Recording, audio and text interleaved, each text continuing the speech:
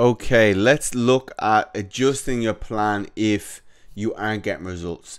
So this may be you've calculated your calories originally, you found that out as best you can, you're not losing weight, your measurements aren't going down, your pictures aren't looking better, or you've hit a plateau and that you've started to lose. Been 4 weeks since you've lost. Not the reason I say 4 weeks is that just because you hit a plateau for 1 week doesn't necessarily mean you're not losing fat, okay?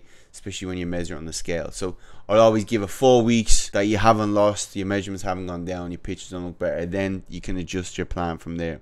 The first reason means you're not in a calorie deficit. You calculated calories, you weren't losing. The second reason was you were in a calorie deficit, but then your body's just adapted, and so what once was a calorie deficit here, it's just come down, and that's your new norm. So now you're back at baseline, so we need to create more of a calorie deficit, and that's what happened. When we go into calorie deficit, at some point your body's going to adapt, what's called adaptive thermogenesis. Metabolism basically adapts, lowers itself to stop you losing, and so now we need to create a little bit more of a calorie deficit to keep that progress going. There's two ways of doing this. We can decrease calories, or we can increase the amount we're burning. Actually, there's three ways, or we can do a little bit of both. For the majority of people, I like to see, and from talking, they prefer, instead of eating less food, they prefer at this moment to start to burn more calories. So say for example, somebody is eating, their calorie deficit was 2,000 calories and they were doing 10,000 steps per day. As we said, steps is a great indicator of how many calories you're burning. Not so much your weights workouts, because they're more to maintain muscle. You're not going to burn as many calories in those sessions, but steps is a great indicator of the amount we're burning. At that point, we could keep, we've hit a plateau, so we were losing, we hit a plateau. We could keep to our 2,000 calories and keep eating that amount, and then we could maybe bump our steps up to say 12,000 or 13,000 a day.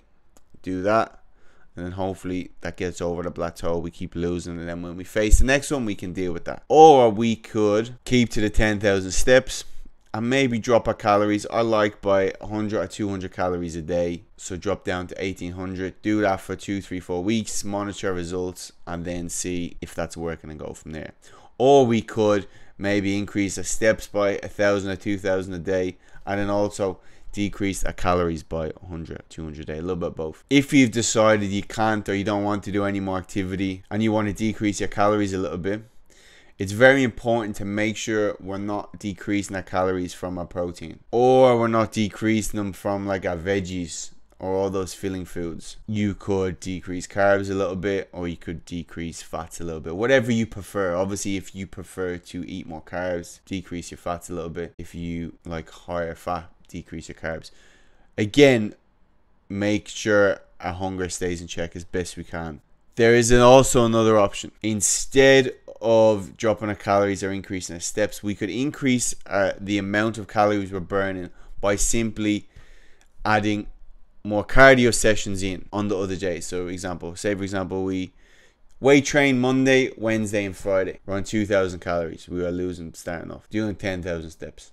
We could maybe throw a cardio session in on the Tuesday, the Thursday, on the Saturday, burning 300-400 calories. That may be enough to get over that plateau. I like increasing steps for most people because walking is a low impact activity.